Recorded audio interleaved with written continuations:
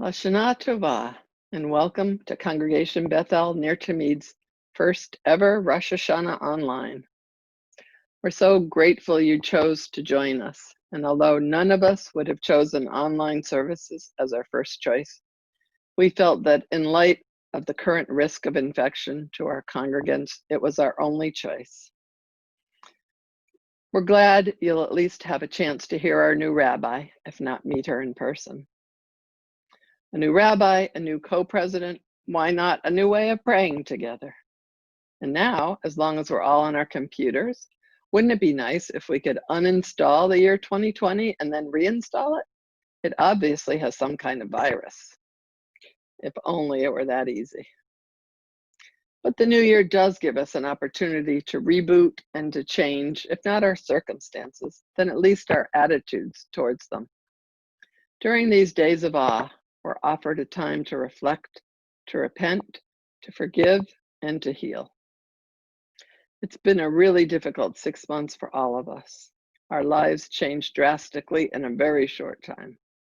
Usually, change takes a long time, but a few months ago, things changed so fast, too fast. In a matter of days, everything stopped. Businesses, restaurants, theaters, even transportation and travel shut down. Schools and houses of worship closed or moved online. Many of us had to learn what Zoom was and how to use it. And sure, although we only have to dress from the waist up, and by the way, how many of you are actually wearing shoes right now?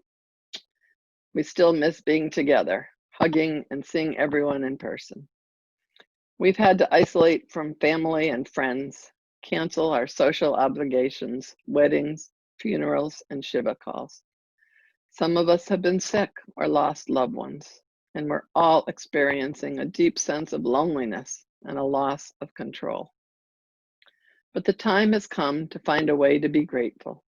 I know what you're thinking. How can we find gratitude when we're angry, fearful, isolated, and sad? But we need to try to balance our sorrow with whatever good we can find. Whatever disillusionment we may experience should not cancel out our blessings. There's no better place to start looking for the positive than within ourselves. And there's no better time to start than right now. So much has changed over the last 6 months, and not all of it has been bad. We've had long days to quiet our lives, to dull the white noise of being busy, and to really examine what's meaningful to each of us personally. Think about one way that you've actually been blessed by sheltering in place. Did you get to spend more quality time with the people you live with? Did you get to read a few books or catch up on all those shows and movies you've wanted to watch? Or maybe even got to tackle that long postponed project? Did you get some quiet time that you didn't even know you needed to examine your life and your priorities? Maybe you found out that you actually don't mind being alone most of the time, that you're actually pretty good company. Or maybe you found out that after a few days you really need human contact, even if only over the phone, the internet, or at the grocery store. Whatever you discovered, it's a step towards getting to know yourself. In our solitude and isolation, some of us have also had the opportunity to see centuries of systemic racism come sharply into focus as we wake up and notice that too many people of color have died because of brutal treatment, that too many people lack medical resources, and too many have limited financial opportunities. Without the noise of our busy everyday lives to distract us, we can clearly see that the value of human life has been discounted. There's far too much hate and anti-Semitism surfacing, and it's going unchecked, or even worse, encouraged. We're all hurting in some way. We're all searching for a better way, a way to control the actual coronavirus that threatens to spread and infect us, a way to repair the social virus that prevents some human beings from having equal advantage and opportunity. We're searching for a way to stand together against the hate and all forms of bigotry that's invading our society, and a way to connect with others and take action. In other words, a way to repair the world, tikkun olam. During these trying times, let's try to find a way together. We have several important programs planned for later this fall, and we'll be addressing issues pertinent to these unprecedented times. Watch your email for more information, and I hope you'll join us. As you know, during the days of awe, we blow the shofar. Why do we do that? Because the shofar awakens us and alerts us to the need to be mindful and be fully present, to start a journey that asks, who and where am I, and who and where do I want to be? It requires us to be fully awake to the conditions of our world and to notice ourselves and our fellow human beings.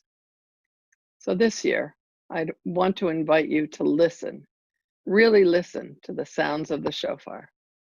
See if you notice that the notes reflect our own personal journey. Tekiah, a whole note calling us to come together, wake up, and pay attention. Shivarim, broken notes so close to the sound of weeping and the pain we feel or have witnessed or have caused others to feel. Teruah, short, rapid blasts as our pain, sorrow, and guilt are examined, disintegrate, and are cast away. And finally, Tekiah Gadolah, the great blast, a long, sustained whole note that symbolizes a glimpse of what could be, of hope, of wholeness, and of a way to begin to move forward. Where are you in your own personal journey? Are you joining us today to be with community, but haven't yet found the courage to examine your inner pain and the pain of those around you? It's hard to do. Have you recognized your feelings and, like that hole left from a missing tooth, you tentatively but repeatedly keep examining it? Or are you experiencing the emotional culmination of everything you've been holding in and witnessing this past year, and you wish desperately to see a path to a better world? What impact do you want to make on the world during the coming year? What is your personal Tekiah Gadolah? We'll blow the shofar during Tashlich tomorrow, and again at the end of Yom Kippur as we gather together in person. Because we only blow the shofar together. Yes, we blow it so we can each hear it and resonate with it, but only in the company of others. We're obligated to hear it together, so we can hear it the way everyone else hears it. We hear it together because we're in this together. So when we see someone who's hurting or lonely or hungry, it's our obligation as Jews to do something. When we see outrageous injustice marching down our main streets or across the globe, it's our obligation as Jews to speak up and to take action. We must act together. Otherwise, we will always remain in a state of shevarim, of brokenness. As we go through this journey together, I want to remind you that we also offer you the opportunity to gather and reflect each and every Shabbat. It's a time to contemplate the past week, acknowledge our personal growth and our shortcomings, and set our intentions for the next week. We examine social issues and our obligations as Jews. We discuss the Torah reading and how it relates to our lives today. It's also a wonderful way to get to know Rabbi Jankovitz better, and for her to get to know you. We offer learning services, family and toddler services, traditional services, and special programs. Watch your weekly emails for more information on these services. Whether you're religious or not, there's a certain peace in gathering, even on Zoom, and getting to know the faces of your fellow congregants, in being together to take a deep, relaxing breath, and in reflecting on where we are and where we're going. If nothing else, it marks the end of a week and the beginning of a new one, and it actually lets us know what day it is. As the saying goes, try it, you'll like it.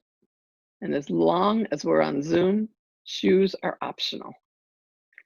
I hope you do join us, because what sustains us here at Congregation Beth-El Ner Tamid, what brings us to life and makes us who we are, is you. We welcome and need you. May we all be inscribed for a year of good health, happiness, and peace. Shana Tova.